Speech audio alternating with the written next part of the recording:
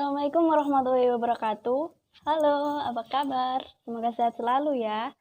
Sebelumnya perkenalkan, nama saya Nurfaiza Amelia dengan NIM 12211193073.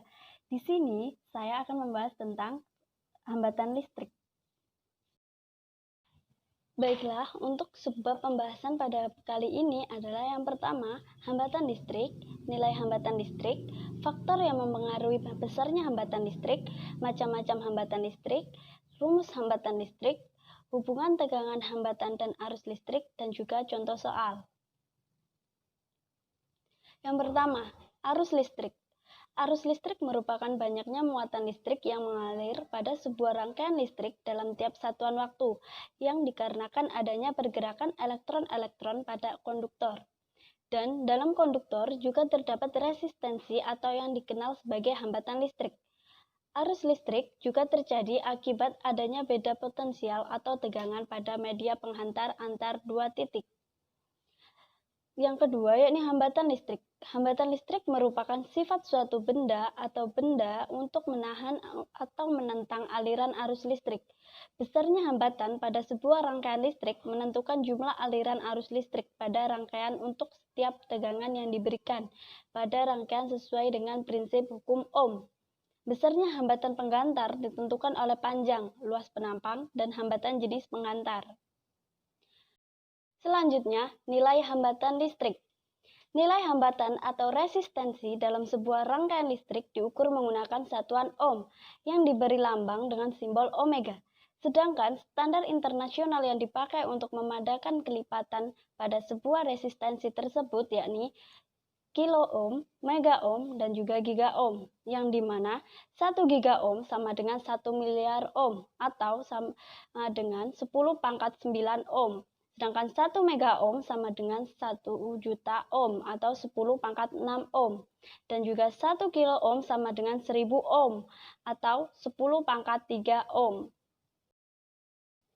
Selanjutnya, faktor yang mempengaruhi hambatan listrik. Setiap bahan pengantar atau konduktor mempunyai sifat menghambat arus listrik. Besarnya hambatan listrik pada sebuah penghantar atau konduktor itu dipengaruhi beberapa faktor. Berikut adalah beberapa faktor yang mempengaruhi besarnya hambatan listrik. Yang pertama, panjang penghantar. Jika semakin panjang sebuah penghantar, maka semakin tinggi pula nilai resistensinya.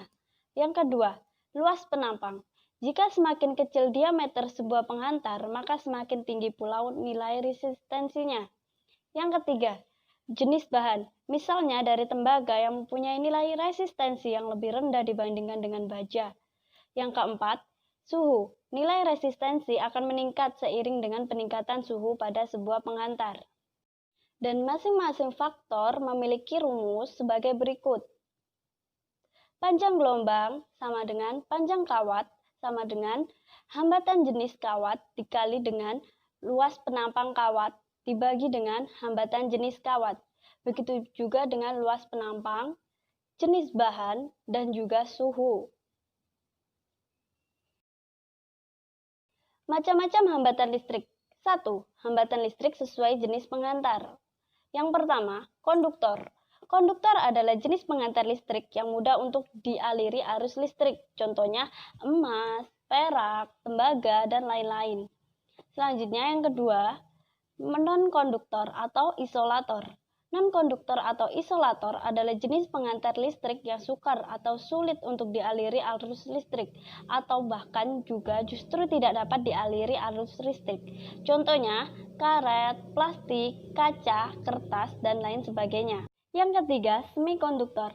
Semikonduktor adalah jenis penghantar listrik yang mana arus listrik tidak akan semudah untuk mengalir seperti pada bahan penghantar konduktor.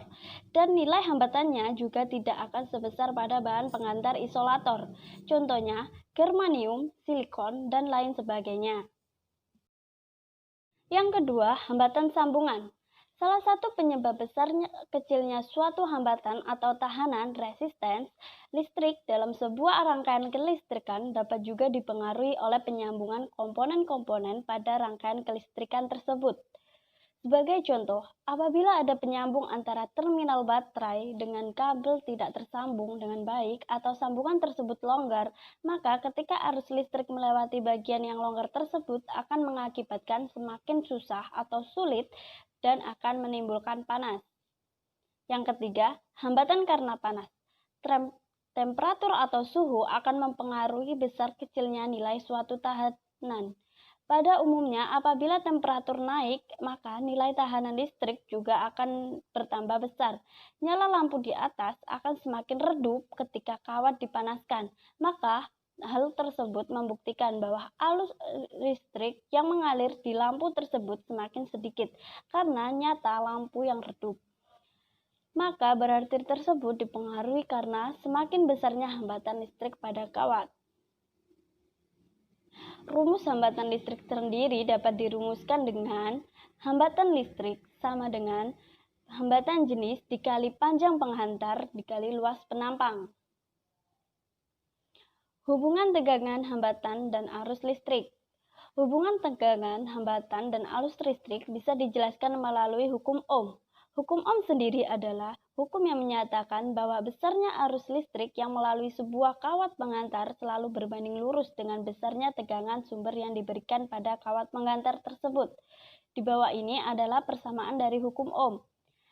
Tegangan listrik sama dengan arus listrik dikali dengan hambatan listrik, atau hambatan listrik sama dengan tegangan listrik dibagi dengan arus listrik, atau arus listrik sama dengan tegangan listrik dibagi dengan hambatan listrik. Untuk lebih jelasnya dapat dilihat di video sebelumnya yang menjelaskan tentang hukum Ohm.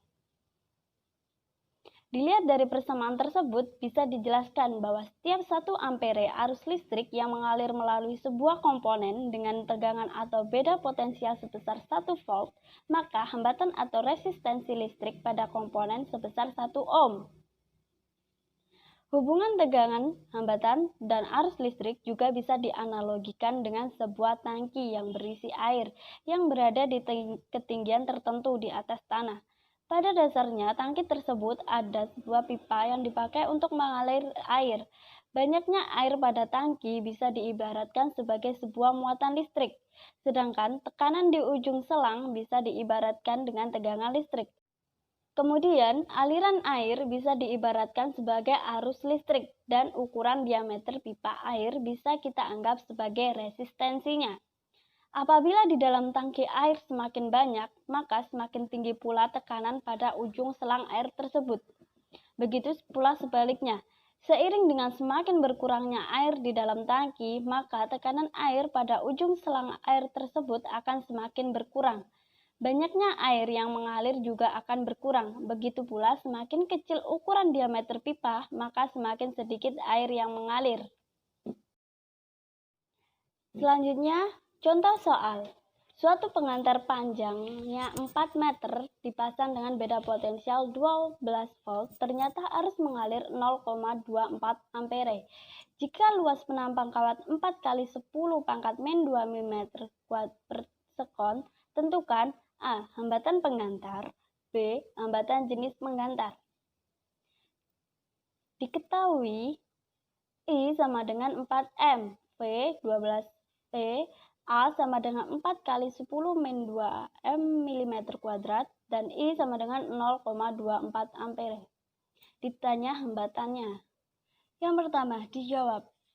Hambatan pengantar sama dengan V dibagi L, di mana R sama dengan 12 dibagi 0,24, R sama dengan 50 ohm. Sedangkan yang kedua, mencari hambatan jenis pengantar sama dengan R sama dengan rho L dikali A, yang dimana rho sama dengan R A dibagi L sama dengan 50 dikali 4 kali 10 min 8 dibagi 4 sama dengan 5 kali 10 min 7 ohm meter.